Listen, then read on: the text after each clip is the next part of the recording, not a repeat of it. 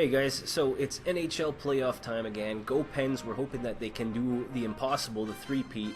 And I was talking to a couple of buddies yesterday, we were talking about our favorite retro video games. Now, you know, there's NHL games out, there's always hockey games out. I'm going to try and stay away from disc-based games, and it's just going to be strictly cartridge games. Here are some of my favorite retro hockey games. I hope you enjoy this. Thanks for all the recommendations, guys, on these games. I put it on the Facebook page, and I had a lot of recommendations and suggestions right out of the box. Again, thank you so much, guys. And we have to start with NHL 94. It's, to me, the best retro hockey game. One-timers. What else do I need to say? NHL 94 is a game by EA Sports for the Genesis, Super NES, Sega CD, and for the first time, it was released on the PC. The game is officially licensed from the National Hockey League and the NHL Players Association. Being the third game in the NHL media franchise, it was released on October 1993. NHL 94 was launched to critical acclaim and has been since referred to as one of the greatest sports games of all time.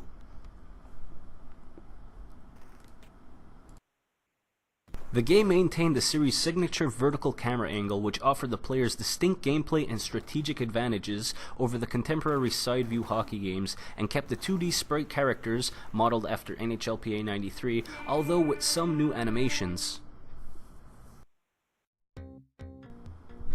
NHL 94 still has a cult status following, and if you look on the internet around different parts of the country, both in the States and Canada, they still have NHL tournaments happening quite often in bars, at people's homes, and even in convention centers.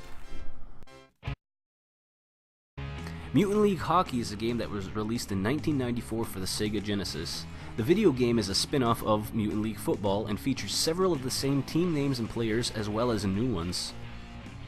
Unlike Mutant League Football, which featured 5 species of mutants, Mutant League Hockey narrowed it down to 3: robots, undead skeletons, and trolls, removing the aliens and the superhumans. The game has the same tone as its predecessor, with special plays that can cause things to happen, like making the puck explode when it's picked up by an opposing player, bribing the referee to call fake penalties against the other team, and landmines and holes in the ice. As with Mutant League Football, hazards littered the ice and death is commonplace. Many players substitute their goalies for demon goalies, a gigantic demon head that would take the place in the net. Scoring on a demon goalie causes it to explode.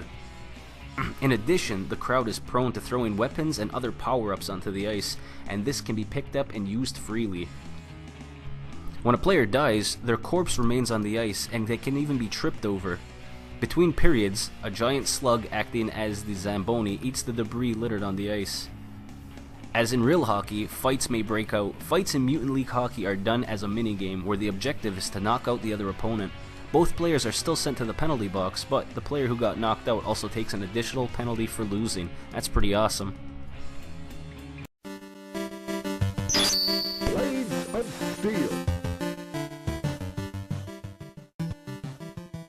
Blades of Steel was released by Konami in North America in 1987 and ported to the NES in 1988. All teams are fictional, but they are based on real Canadian and American cities. The game is well known for its fast-paced hockey action, especially for its fighting. A 1 or 2 player game, while playing against a computer, there are 3 difficulty levels: Junior, College, and Pro. At the beginning of the game, you can select either exhibition or tournament matches. Exhibition is a one-off game, while tournament you go up a ladder and the teams get more difficult as you win. Fighting in the game is initiated when 2 players bump into each other more than 3 times in a row without hitting other players. The 2 players will stop skating and engage in a pre-fight confrontation where they're able to exchange punches if they choose. If one player is able to punch the other player rapidly, there is a chance that the pre-fight sequence will end and that one player will fall. Neither player will receive a penalty. If multi-punches are thrown during the pre-fight sequence, then a voice will yell "fight" and the fight screen appears. A really nice touch and something that I liked even as a little kid was during the second intermission, sometimes you'd be able to enter into a playable one-player minigame. It was a nod to Gradius, where you were a little spaceship shooting at a bigger spaceship, but I always thought this was cool, and whenever it would appear after the second period, it was always just really fun to get that chance to play it. The game also features distinct voice samples, which were rare for the time for an NES game. Most notably, the voices say "Blades of Steel," on the title screen, face off before each face off, and fight when a fight breaks out. Blades of Steel differs from NHL hockey in the late 1980s. There was no offside rule, and there was only 2 penalties called, one for the losing fighter, and for the offensive team, if there was a fight in front of the net, a penalty shot would be awarded. To this day, when friends come over and they see the amount of NES games I have, they always ask to play Blades of Steel. They put the challenge out, and I have to humble them. Hit the Ice is a hockey video game originally released by Williams to the arcade in 1990. Taito released the ports of it for TurboGrafx-16, Mega Drive, Game Boy, and the Super NES. An NES version was in development, but it was never actually released. Hit the Ice is obviously based on the game of hockey. The aim of the game is to outscore your opponents by shooting the puck into the opponent's net more times than they do over the course of 3 periods. This game is unique because instead of having 6 players per team, you only have 3, 1 forward, 1 defense, and 1 goalie. In the arcade version, there was only 2 teams that you could choose, red or blue. During games, there are very few rules. Players have special moves, most of which are illegal moves in an actual hockey game, such as slashing, tripping, elbowing, or kicking opponents in the groin. Fights are common, though a player losing a fight is not penalized. Instead, they become sluggish for a short period. If the player loses several fights in one period, he leaves the game with an injury. Every player is capable of a super shot, which must be charged up beforehand. If allowed to charge and shoot, the shot will be hit by the goaltender with such force that he's knocked back into the net, along with the puck counting as a goal.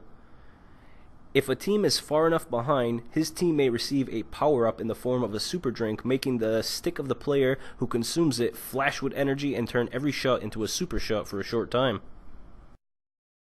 Ice Hockey, released in 1988, was published and developed by Nintendo. Originally made for the Famicom Disk System, it was later released in North America for the Nintendo Entertainment System. The gameplay and mechanics for ice hockey are really similar to real-life ice hockey. The objectives are the same: to hit the puck into the net with a hockey stick and to outscore your opponents. Teams are made up of 5 players, including the goaltender, and you have the ability to select certain players with different speeds, strength, and stamina. The 3 types of players: the first is fast, weak, and feeble, but good at face-offs. The second is average in all qualities, and the third is slow and poor at face-offs, but is very powerful, both in body and checking, with good shooting strength. The arenas are all similar design to real-life ice hockey rinks as well. There's ice, you have the 2 goals on opposite sides, and all the painted markings are there. If 2 opposing players fight over the puck for a certain amount of time, the other players will join into the fight, resulting in a player from the losing team in the fight being put in the penalty box for a period of time. So that was commonplace for a lot of these games. You lose the fight, you get the penalty or an extra penalty. This game I loved as a child. This is, it's still one of my favorites. I'll pop this in and still play. For me, I like to use the skinny fast guys with the average guys. I never really liked using the heavy set guy, although, whenever I watch people play it online or when I talk to my friends about it, everyone seems to have one on their team because he's got a great shot and he's hard to check. I don't know, for me, I'll use him once in a while, but he's just too slow for me. Yeah, he has a great shot and he's a checker, but speed game. And then just some regional differences. I found this kind of interesting because the game that we got, the version, there was a few different teams from what the Japanese version would be, as well as the goal celebration. What we heard when you scored a goal was completely different than the sound, the celebration that they had on the Japanese version.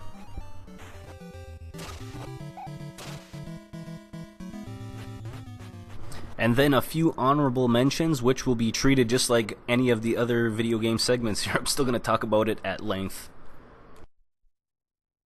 Have to start with Atari 2600's Ice Hockey, 1981-ish. So, the Ice Hockey is a game of 2-on-2 hockey. It's kind of like Pong. One player on each team is the goalie and the other plays offense. Although the goalie is not confined to the net, he can come out and play as well. Very simplistic, not a lot to say. It's just, I played a lot of this when I was a child because Atari 2600 was my first system, and it was recently just suggested when I put this again on the Facebook page, and I was like, you're right. Atari Ice Hockey 2600, it definitely needs to be mentioned.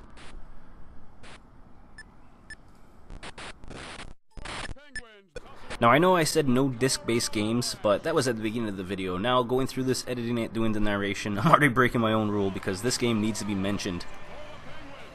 NHL Hits was a series of ice hockey video games published by Midway Games. It came out for the PS2, original Xbox, and the Nintendo GameCube. I myself originally played them on the GameCube.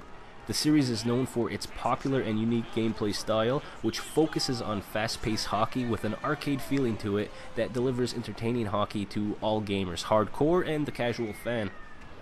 As the name suggests, this was a really hard-hitting game.